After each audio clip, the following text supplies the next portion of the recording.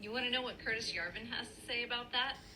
And if you looked at that crowd of like 300,000 Frenchmen and you looked at them individually, I would say probably about 10% of them maybe had ever been in a fist fight.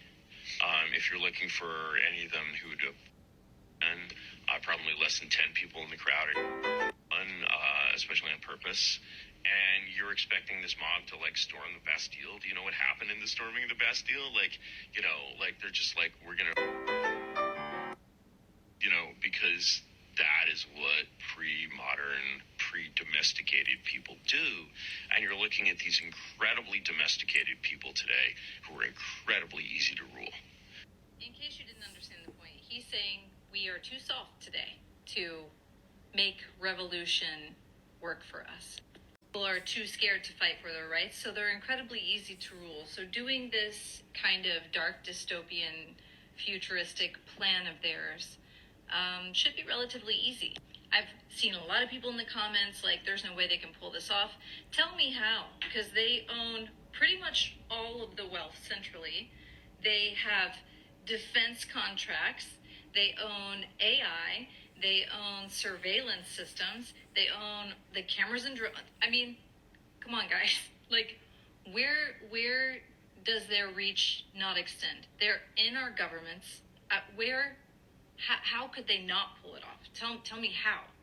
On their list of plans of actions, one of the biggest ones and most important ones was seizing information on the country and the people of the country, the history of the country. So National Archives, IRS, all those things. And because these network states will want to hold them in desirable places, our most precious lands that were public lands owned by the government are now up for sale. That's why all of the national parks are pushing back, because we don't want to lose the national parks. But these guys, they'll own the national parks, and potentially you could visit them maybe in VR. I don't know. I understand there are lots of flaws in this plan. They're not looking at a lot of the more humane parts of things. They're looking from a very tech guy perspective, and so they're missing things.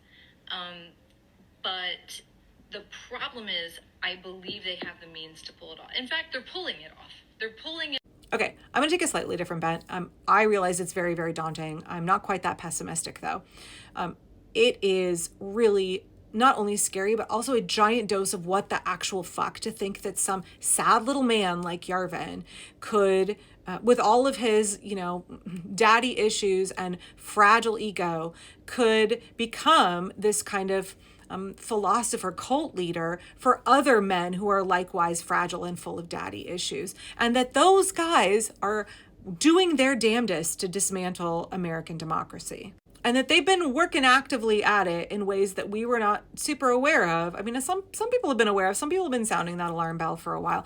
But Yarvin just seems so creepy and weird and fringe that I think most people didn't take him seriously. But I mean, obviously, we maybe should have taken that more seriously. We should have seen what was going on earlier, especially as we're seeing more and more of these billionaire bros, these tech bros like Zuck, like Bezos, like the owner of Airbnb, like Muskie, all of them kind of coming together under this fantasy that they have, that they want to make a reality of turning America into basically a feudal state where they are the overlords. When you say it out loud, it feels absolutely wild and like there is no way. But look they're doing it. Okay, I want to make two main points here. One is that Yarvin in this video and elsewhere has basically said that one of the underpinnings of success for his wildly immoral and god-awful plans is that he is counting on us being too soft and too weak and too afraid to fight back for our rights.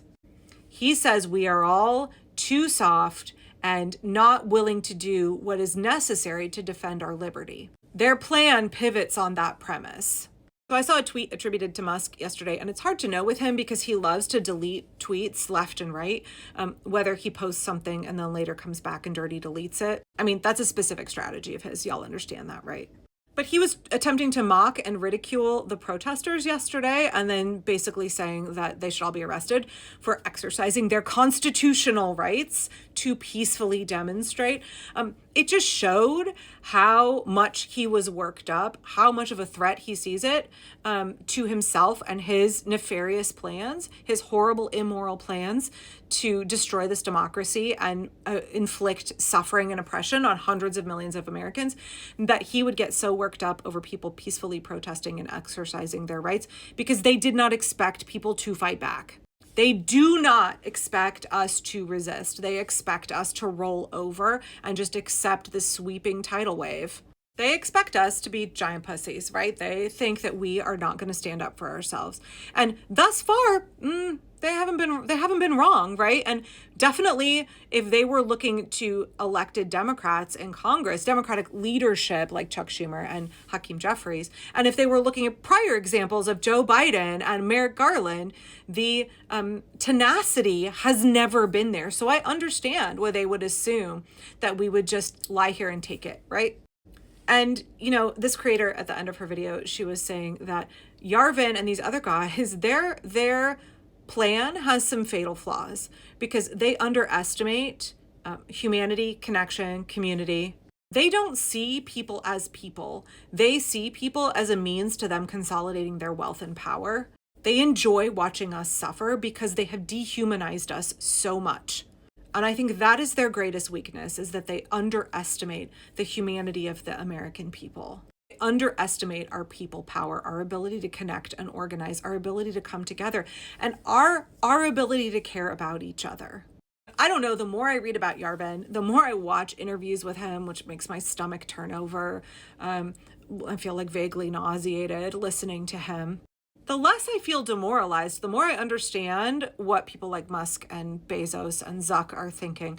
And the more I understand that the tech bro vision is in many ways not aligned with Project 2025 and the MAGA vision, and it's definitely not aligned with establishment Republicans who are currently bending the knee because they think that Trump has the will of the people. And because they're spineless.